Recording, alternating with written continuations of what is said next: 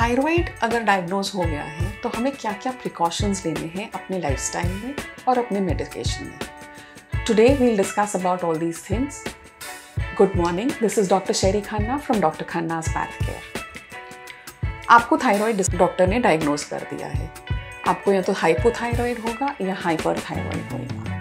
Thyroid basically एक hormone है, एक ग्लैंड है जो हार्मोन्स क्रिएट करता है, जो मेटाबॉलिज्म बॉडी के को बैलेंस करता है। It controls the metabolism, that means the energy production, the digestion. It affects a lot of organs of the body. Important क्या है कि अगर हमें थायराइड का डायग्नोसिस हो गया है, डॉक्टर ने कह दिया है, तो हमें क्या क्या चीज़ें लाइफस्टाइल में क्या क्या चेंजेस लानी है। Most importantly and the happy news is कि अगर आपको थायराइड डायग्नोज हुआ है तो there is just a small tablet which has to be taken every day, importantly every day and throughout your life.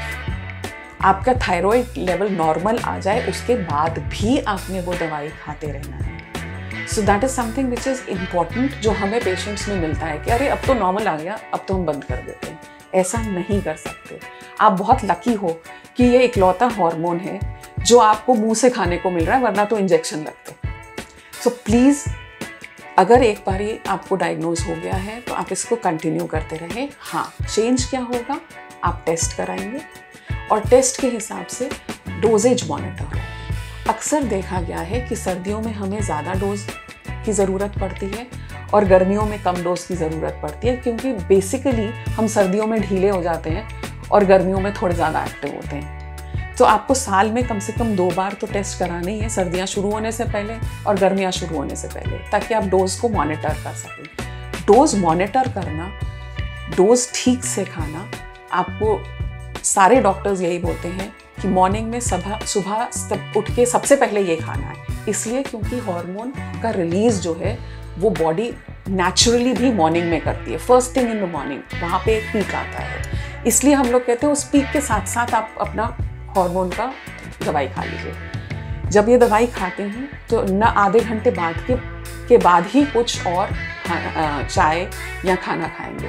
तो उसके साथ कोई और दवाई नहीं खानी है, वरना उसके एब्जॉर्प्शन में प्रॉब्लम होती है। उसके साथ कोई खाना नहीं खाना है। आधे घंटे का से 1 घंटे का गैप देना है दवाई खाने के बाद। दूसरा, जिंदगी भर खाना है। अब खाने में या फूड में या लाइफस्टाइल में हम क्या चेंज ला सकते हैं। Thyroid is a stress hormone. ये नॉर्मली हमें पता चला है या हमने देखा है, स्टडीज़ ने देखा है कि अगर आपकी लाइफ में स्ट्रेस ज़्यादा होगा तो आपका थायराइड जो है वो TSH बढ़ता है। सो एक stress free life, happy life, adequate sleep, ये बहुत इम्पॉर्टेंट है। नींद 7 से 8 घंटे की बॉडी के लिए इम्पॉर्टेंट है और ये हॉर्मोन्स को एक बैलेंस लेवल में रखते हैं। So adequate sleep, stress free life, disciplined life. Discipline अगर नहीं होगा तो आपका पूरा बॉडी का जो अंदर के एक्टिविटी है, इट इज़ सो कॉम्प्लेक्स कि आज तक कोई मशीन नहीं बन पाई उसकी कॉम्प्लेक्सिटी के साथ, जितनी कॉम्प्लेक्स हमारी ह्यूमन बॉडी है। वो अलग बात है कि हमें थोड़ी चीज़ें इतनी छोटी छोटी होती है कि हमें पता ही नहीं होता कि स्लीप जो है वो हमारे थायराइड हार्मोन को अफेक्ट कर जाएगा। So this is a very important lifestyle change which you have to begin. Discipline रहें, सोने का टाइम, उठने का टाइम, एक्सरसाइज का टाइम, दवाई का टाइम, ये सब बंधे हुए होने चाहिए आपकी लाइफ में। खाने में अगर हम बात करें तो कुछ चीज़ें हैं जो हमें अवॉइड करनी है। स्मोकिंग, ड्रिंकिंग, ये तो सभी लोग बोलते हैं।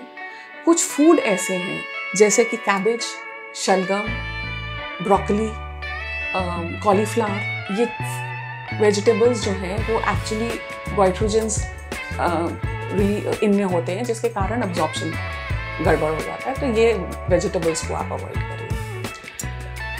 मैं जैसे पहले बात कर रही थी कि बहुत कॉम्प्लेक्स है हमारी ह्यूमन बॉडी।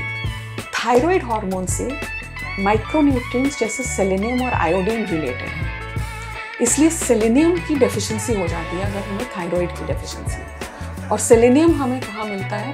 फिश में, ट्यूना में, एग्स में, सनफ्लावर सीड्स में अगर आप वेजिटेरियन हैं। और अगर आप ये सब कुछ नहीं खा सकते तो एटलीस्ट सेलेनियम सप्लीमेंट्स लीजिए।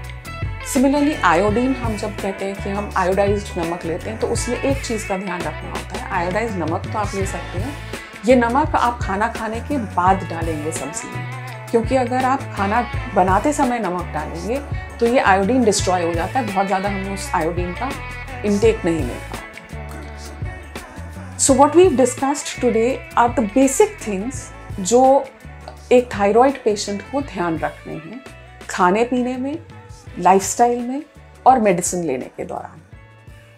Thank you so much for watching this, और अगर और भी कोई क्वेश्चंस बचे हों तो you can directly contact us. Thank you.